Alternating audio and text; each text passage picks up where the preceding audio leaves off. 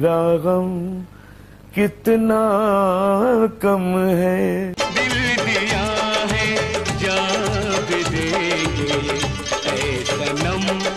मोहम्मद रफी तो बहुत याद आया।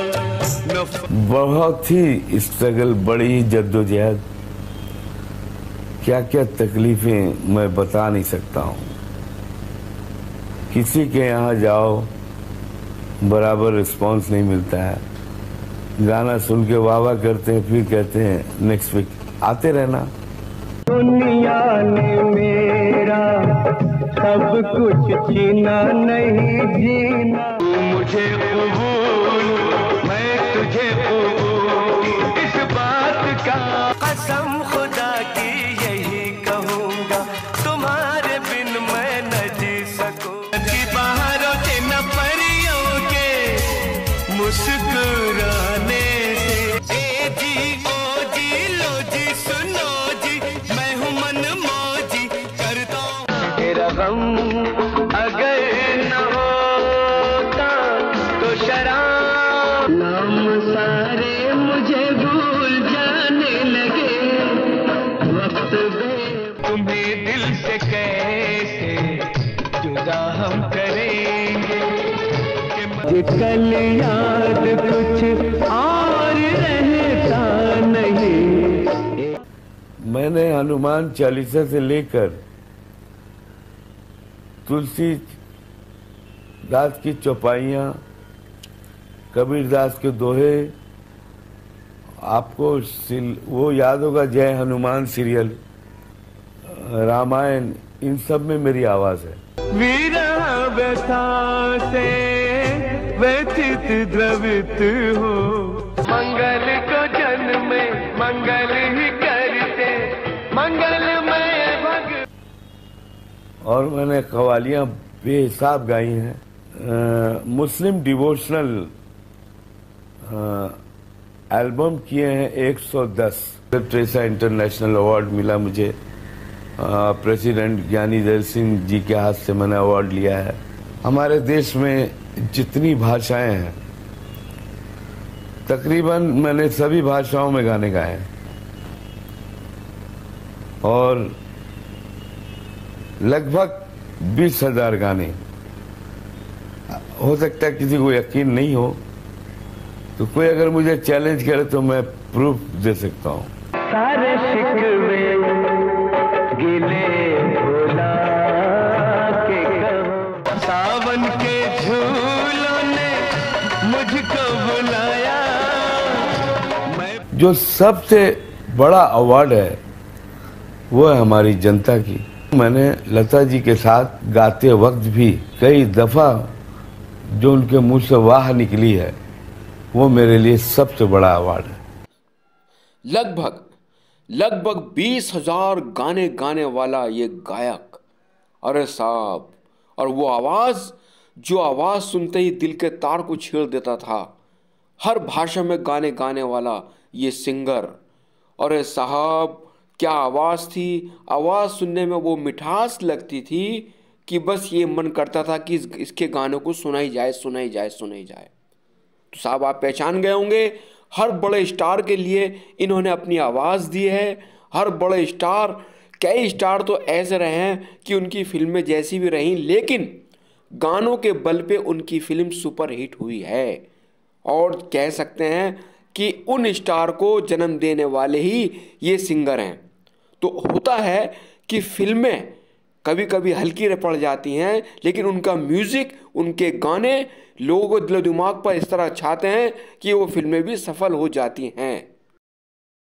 तो साहब ये वो आवाज़ का जादूगर, वो आवाज़ का बादशाह, और जिनकी आवाज़ में मोहम्मद रफ़ी साहब की आवाज़ नज़र आती है।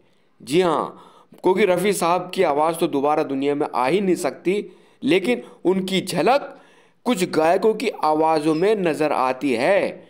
तो वो जिन्होंने अपने लोगों के दिलों पर राज किया है, इस सिंगर का नाम आप खुद ही समझ गए होंगे, पहचान गए होंगे। लोग इनको पहचानते हैं मोहम्मद अजीज़। जी हाँ, मोहम्मद अजीज़ साहब बहुत बड़े सिंगर मोहम्मद रफ़ी को नज़र में रखकर गाने वाले मोहम्मद अजीज़। कलकत्ता में जन्मे मोहम्मद अजीज़ साहब बचपन से ही इनको गाने का शौक़ था और रफ़ी साहब के ही गाने गाया करते थे। तो कलकत्ता के गालिब रेस्टोरेंट में इन्होंने गाने गाने भी शुरू किए, क्योंकि घर का खर्च चलाना था, घर के हालात इनके ठीक नहीं थे, तो गाने का शौक़ बेशुमार था। तो इन्होंने गालिब रेस्टोरेंट में गाने गाने शुरू कर दिए और साहब लोग इनकी आवाज़ को पसंद भी करने लगे थे, क्योंकि इनकी आवाज़ में वो सब कुछ था जो एक सिंगर की आवाज़ में होना चाहिए था।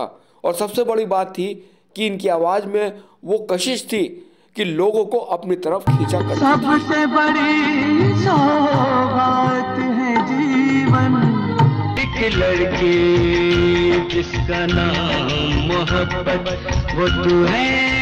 जब हम नहीं होंगे तुम्हें हम याद आएंगे, चौखट पे कसम से हो रब्बा कसम से, याद रखियो ये चार अक्षर प्यार के। भंगड़ा पाले आजा आजा। जब लोगों की तालियां गूंजा करती थी तो मोहम्मद अजीज़ साहब का दिल बाग बाग हो जाया करता था। तो मोहम्मद अजीज़ साहब ने और बहुत गाने गाए, इसी तरह उनका प्रोग्राम चलता रहा और वहाँ से उनको पैसे भी मिलते रहे थे, सिर्फ खर्च के हिसाब से। लेकिन उनका सपना तो, क्योंकि रफ़ी साहब की आवाज़ के जादूगर रफ़ी साहब को पसंद करते थे ये, तो इन्होंने फिर मन बनाया कि मैं मुंबई जाता हूँ। और लोगों ने भी कहा कि आपकी खुदा ने इतनी अच्छी आवाज़ दी है तो क्यों ना आप मुंबई जाइएगा, ट्राई कीजिएगा। तो मोहम्मद अजीज़ साहब के मन में आया और उन्होंने मुंबई की तरफ को रुख कर दिया। मुंबई आने के बाद उनकी मुलाकात संगीतकार उषा खन्ना जी से हुई। मोहम्मद अजीज़ साहब को एक फ़िल्म मिली थी अंबर फिल्म में उन्होंने एक गाना गाया था, लेकिन उसका कोई रेस्पॉन्स नहीं मिला। संघर्ष का दौर जारी था, मोहम्मद अजीज़ साहब संघर्ष लगातार करते रहे। फिर अचानक एक दिन संगीतकार अनूप मलिक साहब ने मोहम्मद अजीज़ साहब को मनमोहन देसाई साहब से मिलवाया और उन्होंने फिल्म मर्द के लिए गाने गाए और वो गाने अमिताभ बच्चन साहब पे फिल्माए गए थे और फिल्म भी हिट रही थी और साहब मर्द के गाने भी सुपर हिट रहे थे। और साहब मोहम्मद अजीज़ की खुशी का ठिकाना नहीं रहा था और वो तो बागबान हो गए थे, क्योंकि उनको वो चांस मिला था मनमोहन देसाई साहब की फ़िल्म में। और उसके बाद फिर इनको फिल्में मिलने शुरू हुई, आहिस्ता आहिस्ता मिली। और साहब फिर बड़े बड़े स्टार हों या छोटे स्टार हों, सबके लिए मोहम्मद अजीज़ साहब गाना गाने लगे थे और हर एक फिल्म में ये पोजीशन होने लगी थी कि मोहम्मद अजीज़ साहब की आवाज़। तो साहब मोहम्मद अजीज़ साहब की गाड़ी दौड़ने लगी और मोहम्मद अजीज़ साहब हर किसी की पसंद बन चुके थे। हर प्रोड्यूसर, डायरेक्टर, एक्टर और दर्शकों के तो वो दिलो दिमाग पे छाने लगे थे। मोहम्मद अजीज़ साहब ने फिर मुड़कर देखने की कसम न खाई जैसे लगता है, और पता लगा कि हर एक फिल्म में मोहम्मद अजीज़ साहब की आवाज़ थी। वो फिल्म कोई सी भी हो और गाने उनके सुपरहिट हो ही जाते थे, सुपरहिट। तो मोहम्मद रफ़ी साहब का जलवा, तो साहब मोहम्मद अजीज़ साहब का जलवा बिखरने लगा और उनको कामयाबी पे खुदा ने उनको इस तरह पे पहुँचाया कि मोहम्मद अजीज़ साहब जो चाहते थे वही हुआ। और उनके माइंड में हमेशा रफ़ी साहब छाए रहते थे और वो हमेशा, अब जाहिर सी बात है झलक भी रफ़ी साहब की आती थी, लेकिन मैंने बताया नहीं, रफ़ी साहब जैसी आवाज़ तो एक खुदा ने अजूबा बनाकर भेजी थी। तो हर एक एक्टर के लिए मोहम्मद अजीज़ साहब उनकी पहली पसंद बन गए थे। तो ये अजीज़ साहब का जलवा रहा। और साहब फिल्मों में बिज़ी होने के साथ साथ मोहम्मद अजीज़ साहब प्रोग्राम में इतना बिज़ी हो गए थे कि उनकी डेट आगे पीछे करनी पड़ती थी। जी हाँ, तो स्टेज शो मोहम्मद अजीज़ साहब करते थे, उधर रिकॉर्डिंग उनकी होती थी। तो इस कदर बिज़ी का वो टाइम रहा मोहम्मद अजीज़ साहब का, और उन्होंने कभी भी कोई घमंड जैसे अक्सर लोगों को आ जाता है, लेकिन मोहम्मद अजीज़ साहब के अंदर घमंड नाम मात्र को भी नहीं था। और उन्होंने वही अंदाज़ अपनाया, जैसे प्यार से सबके साथ रहना और सबको डेट देना, किसी को कोई धोखा नहीं देना। डेट है तो बोला करते थे कि मैं फला डेट में रिकॉर्डिंग कर दूंगा, और डेट नहीं है तो मजबूरी है, क्योंकि सारे प्रोड्यूसर उनके लिए बराबर थे। क्योंकि जो पैसा दे रहा है तो साहब उनकी बात तो माननी पड़ेगी। तो इसी वजह से मोहम्मद अजीज़ साहब का नेचर, चूँकि आपने भी अक्सर वीडियोस देखी होंगी मोहम्मद अजीज़ साहब की, कि बड़े साधारण और सिंपल इंसान थे। ना तो कभी कोई इनकी बात सुनी, ना कोई इन्होंने किसी के लिए कोई टिप्पणी की, लेकिन अपने काम से काम रखा और सीधे स्वभाव वाले, बड़े प्यार से, बड़ी खुशी खुशी हर इंसान से मिला करते थे। 80 और 90 के दशक में मानो जैसे मोहम्मद अजीज़ साहब की लहर दौड़ रही हो, मतलब एक लहर आती है, आंधी आती है, तूफान आता है, तो ऐसे ही मोहम्मद अजीज़ साहब की लहर आई थी, और वो लहर उनकी बरकरार रही और लोग उनको दिल से वाकई प्यार करने लगे थे। ये भी खूबी की बात थी। आवाज़ के तो शहंशाह थे, आवाज़ में तो बहुत दम था, लेकिन इनकी स्टाइल, इनकी सादगीपन से लोग इनको बहुत पसंद करते थे। लेकिन साहब वही बात होती है कि रफ़ी साहब के चाहने वाले जितने भी रहे हैं वो इनको दिलो जान से प्यार करने लगे थे। लगता था कि शायद रफ़ी साहब की झलक इनके अंदर दिखाई दे, और इनकी आवाज़ में रफ़ी साहब की झलक भी दिखाई देती थी।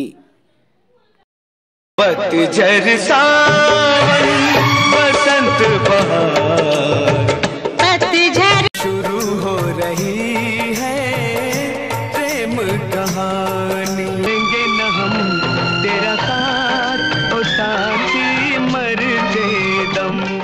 मीना से न साथी से न पैमाने से, कागज कलम दवा दिला लिख दूं दिल के। सावन का महीना आया है कटा से, सावन के झूलों ने मुझको बुलाया। मैं आते आते आते तेरी याद आ गई, जाते तेरा बदन है संगे मरमर, तू एक प्यार हमारा अमर रहेगा याद। मोहम्मद रफ़ी तो बहुत याद आया, नफ़्स तेरा किसने तोड़ा। कि मोहम्मद अजीज़ साहब की तबीयत ख़राब हुई, और तबीयत ख़राब होने के बाद बड़े से बड़े डॉक्टर उनको नहीं बचा पाए, और मोहम्मद अजीज़ साहब इस दुनिया को अलविदा कह गए। लेकिन साहब बड़े अफसोस की बात यह है कि हमारी फिल्म इंडस्ट्री के वो बड़े से बड़े दिग्गज कलाकार जिन्होंने मोहम्मद अजीज़ साहब की आवाज़ में अपने अपने हिट गाने दिए हैं, और उनकी पहचान आज भी उन गानों की वजह से होती है, कोई भी बंदा उनकी मैयत में नहीं आया, उनको देखने नहीं आया कि मोहम्मद अजीज़ फ़नकार वो इस दुनिया से रुखसत हो रहे हैं। कम से कम आखिरी वक्त में उनको एक बार उनकी झलक देख ली जाए। और जैसे आते हैं तो बड़े से बड़ा कलाकार कोई भी उनकी मैयत में शामिल नहीं हुआ।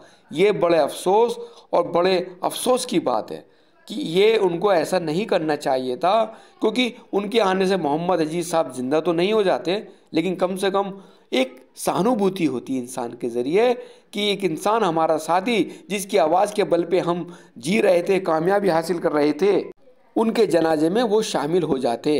तो बड़े अफसोस की, दुख की बात है, और उन कलाकारों के लिए बड़े शर्म की बात है कि जिनके लिए मोहम्मद अजीज़ साहब ने अपनी सुरीली आवाज़ दी और वो उनके जनाजे में शामिल नहीं हुए।